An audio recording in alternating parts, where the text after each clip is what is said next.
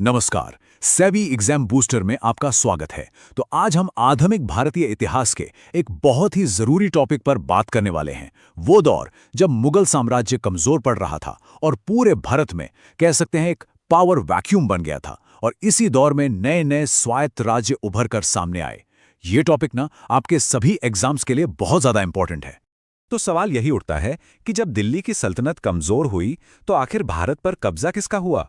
उस खाली जगह को किसने भरा? क्या वो मुगलों के ही पुराने सूबेदार थे या कोई बिल्कुल नई ताकत मैदान में उतरी? चलिए आज इसी पहेली को सुलझाते हैं। तो चलिए सबसे पहले चलते हैं बंगाल। जानते हैं उस वक्त बंगाल मुगल साम्राज्य का सबसे अमीर सूबा हुआ करता था। सबसे ज्यादा टैक्स, सबसे ज्यादा व्यापार, सब यहीं से होता था। तो जाहिर है जो सबसे अमीर होगा वो सबसे पहले आज़ाद होने की सोचेगा, और बंगाल ने ठीक वही किया। बंगाल की आज़ादी की कहानी इन चार चेहरों के इर्द गिर्द घूमती है। शुरुआत की मुर्शिद कुली खान ने, जो इसके संस्थापक थे। फिर आए उनके दामाद शुजाउद्दीन, उनके बाद उनका बेटा सरफराज खान, और फिर अलीवर्दी खान।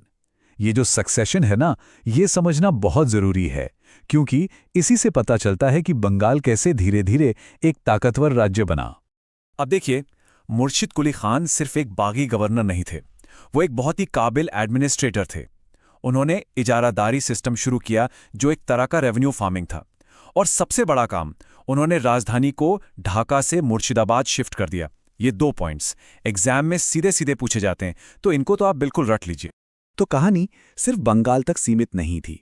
बंगाल से प्रेरणा लेकर मुगल साम्राज्य के 2 और बड़े और मजबूत पिलर, हैदराबाद और अवध, भी अपने रास्ते पर निकल पड़े थे।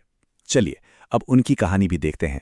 अच्छा, ये स्वायत्त या ऑटोनमस शब्द का मतलब समझना बहुत जरूरी है। देखिए, ये राजा टेक्निकली विद्रोही नहीं थे।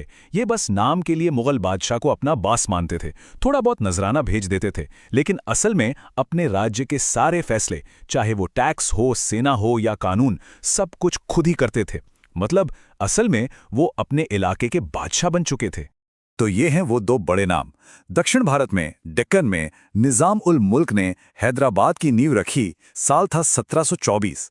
और उधर उत्तर भारत में बुरहानुल मुल्क सआदत खान ने 1722 में अवध को एक स्वायत्त राज्य बनाया। ये नाम और ये साल दोनों ही बहुत इंपॉर्टेंट हैं।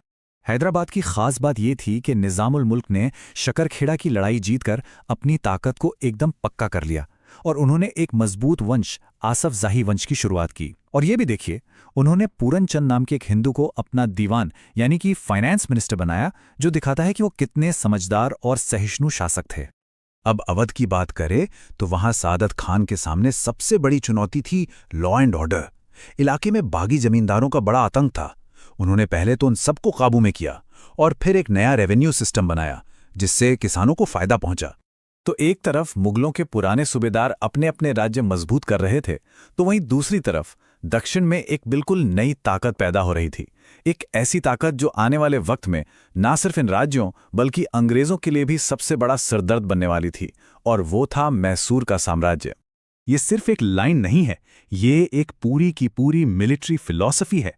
हैदर अली ये बात बहुत अच्छे से समझ गए थे कि अब जमाना बदल चुका है। जंग सिर्फ ताकत और बहादुरी से नहीं, बल्कि दिमाग और बेहतर टेक्नोलॉजी से जीती जाएगी। और यही सोच मैसूर के उदय का सबसे बड़ा कारण बनी। देखिए, एक होशियार लीडर क्या करता है? वो मौके को पहचानता है। जब पानीपत की लड़ाई में मराठे कमजोर हुए, तो हैदर अली ने दक्षिण में उस पावर वैक्यूम का फायदा उठाया। उन्होंने फ्रांसीसियों की मदद से डिंडीगुल में एक मॉडर्न हथियार फैक्ट्री लगाई और अपनी सेना को यूरोपियन तरीके से ट्रेन करना शुरू किया।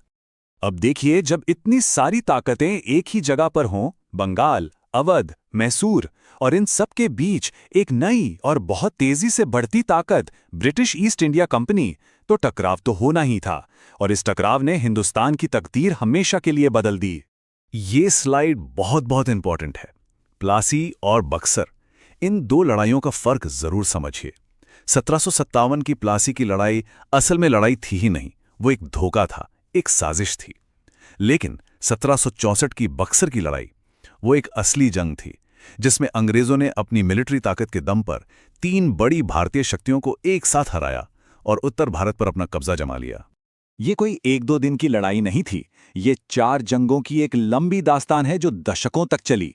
पहले युद्ध में हैदर अली ने अंग्रेजों को धूल चटा दी। दूसरे युद्ध के बीच में उनकी मौत हो गई, लेकिन उनके बेटे टीपू ने लड़ाई जारी रखी।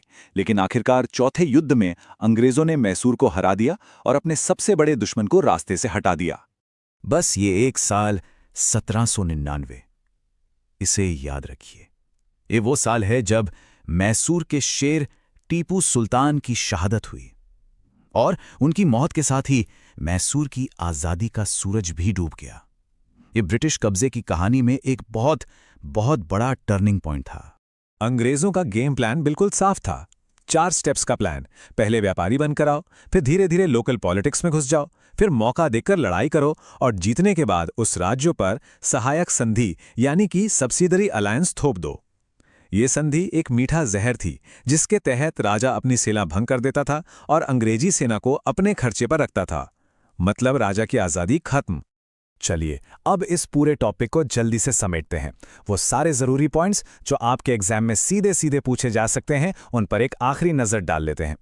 ये हैं वो नाम, वो तारीखें और वो घटनाएं जो आपको बिल्कुल नहीं भूलनी हैं। बंगाल, हैदराबाद और अवध के संस्थापक कौन थे? मैसूर के हीरो कौन थे? प्लासी और बक्सर की लड़ाई कब हुई? टीपू सुल्तान की हार कब हुई? और अंग्रेजों का सबसे बड़ा कूटनीतिक हथियार क्या था? ये सब आपको याद रखना है। और आखिर में बस एक सवाल आपके लिए छोड़कर जा रहा हूं। क्या अंग्रेज सच में इतने ताकतवर थे, या हमारी अपनी कमजोरियों ने, हमारी आपसी लड़ाइयों ने उन्हें जीतने का मौका दिया?